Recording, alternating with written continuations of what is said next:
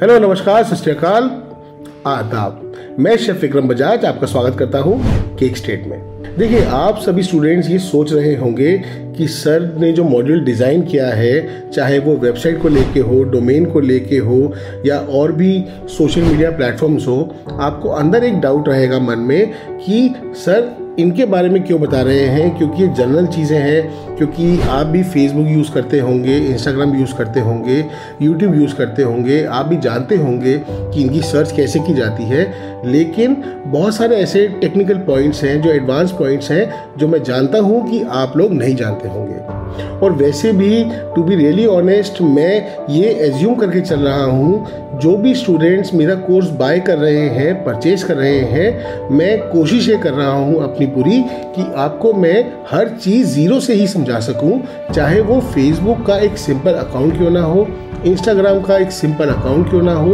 YouTube में आपको video upload कैसे करनी हो, बहुत छोटी छोटी सिंपल चीज़ें जो शायद आपको लगेगा कि आपको ये मॉड्यूल में देख के अजीब भी लग सकता है कि सर क्यों सिखा रहे हैं। लेकिन मेरा टारगेट ये है कि जो लोग बिल्कुल फ्रेशर हैं और कई रूरल एरिया से आते हैं, वो बेचारे ये भी नहीं समझ पाते कि अपना फेसबुक अकाउंट मैनेज कैसे करें या अपना पेज क्रिएट कैसे करें। तो मैं एक सबको एज अ कॉमन ट्रीट करते हुए, क्योंकि आप सभी स्टूडेंट की मैं इक्वली ग्रोथ चाहता हूँ, मैं चाहता हूँ आप जितने भी स्टूडेंट्स हैं वो इक्वली नॉलेज गेन करें और आप अपने अपनी सिटीज़ में, अपनी अपनी जगह आप अपने काम को अच्छे से प्रमोट कर सकें। और आपका जो लेसन है वो मैं बिल्कुल बेसिक से स्टार्ट कर रहा हूँ। और साथ में ये भी उम्मीद करता हूँ कि उसमें से कई चीज़ें ऐसी होंगी जो आप फेसबुक में, इंस्टाग्राम में या सोशल मीडिया में या आने वाले कई मॉड्यूल्स में कुछ ऐसे पॉइंट ज़रूर होंगे जो आपको वाकई में ही महसूस कराएंगे कि वो पॉइंट्स आपने कभी सुने भी नहीं होंगे। सेकेंड मॉड्यूल में आपको ये बताने की कोशिश की कि डोमेन की एक्चुअल वैल्यू क्या है, कैसे आपको डोमेन बाय करना है। डोमेन की वैल्यू लोग नहीं समझते, तो वो एहसास दिलाना आपको कि आगे जाके अगर आपका काम चल जाए तो उसकी एक्चुअल वैल्यू क्या हो सकती है। तो ऐसे छोटे छोटे पॉइंट्स जो मैं अपने मॉड्यूल में कवर कर रहा हूँ, वो इसीलिए ताकि जब आपका बिजनेस ग्रो करे तब आपको ये ना महसूस हो कि पीछे जो समय निकल गया, आपके हाथ से कुछ चीज़ निकल गई और आपने कुछ गलती कर दी। और ये सारा मॉड्यूल मैंने तभी डिज़ाइन किया है, इनफैक्ट जब भी हम इसकी शूट करते हैं तो कुछ ना कुछ नई चीज़ जो मेरे सामने आ जाती है, कुछ ऐसी गलतियां जो मेरे स्टूडेंट्स कर चुके होते हैं, मेरी कोशिश ये रहती है कि मैं दोबारा शूट करके या दोबारा एडिट करके उन पॉइंट्स को नए मॉड्यूल में ऐड कर सकूं। क्योंकि मेरा फ़र्ज़ ये है कि आप तक और मेरे सारे स्टूडेंट्स तक वो बेस्ट इन्फॉर्मेशन पहुँच सके, जिससे कि आपको फ्यूचर में किसी भी चीज़ को लेके पछताना ना पड़े।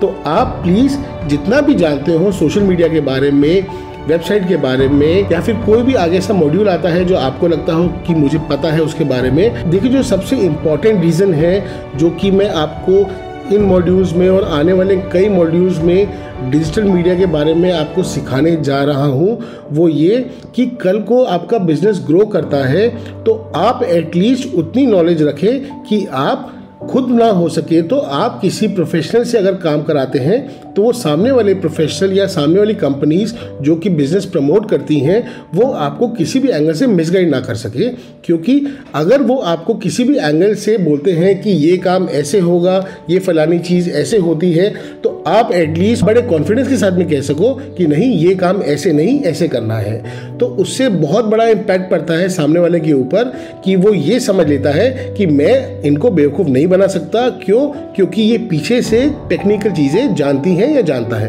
कुछ बीच बीच में ऐसे भी मॉड्यूल्स आएंगे जो शायद आपको थोड़ा सा बोर करें, लेकिन आप यकीन मानना, आप किसी भी मॉड्यूल को हल्के में मत लेना, हर मॉड्यूल को सीरियस होके सुनना फ्रॉम स्टार्टिंग टू एंड। क्योंकि उसकी वैल्यू, मेरे मॉड्यूल्स की वैल्यू, जो नॉलेज मैं आपके साथ में शेयर कर रहा हूँ, इसकी वैल्यू शायद आपको अभी ना लगे, लेकिन कुछ समय बीतने के बाद आपको महसूस हो जाएगा कि इन मॉड्यूल्स की, इन छोटी छोटी बारीक टिप्स की एक्चुअल वैल्यू क्या थी। तो फाइनली आप सभी स्टूडेंट से मेरी एक रिक्वेस्ट है, और इन जनरल भी मेरी सभी स्टूडेंट से एक रिक्वेस्ट रहती है कि जब वो कभी भी कहीं से भी कोई चीज़ सीखने जाते हैं, चाहे वो मुझसे सीखते हो, चाहे कहीं बाहर से भी सीखते हो, तो सबसे पहले जब आप अपने माइंड को प्रिपेयर करते हो कि मैं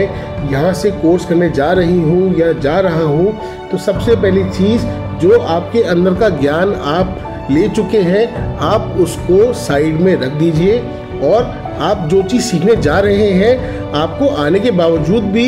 ये ट्रीट मत करिए कि ये मुझे आता है।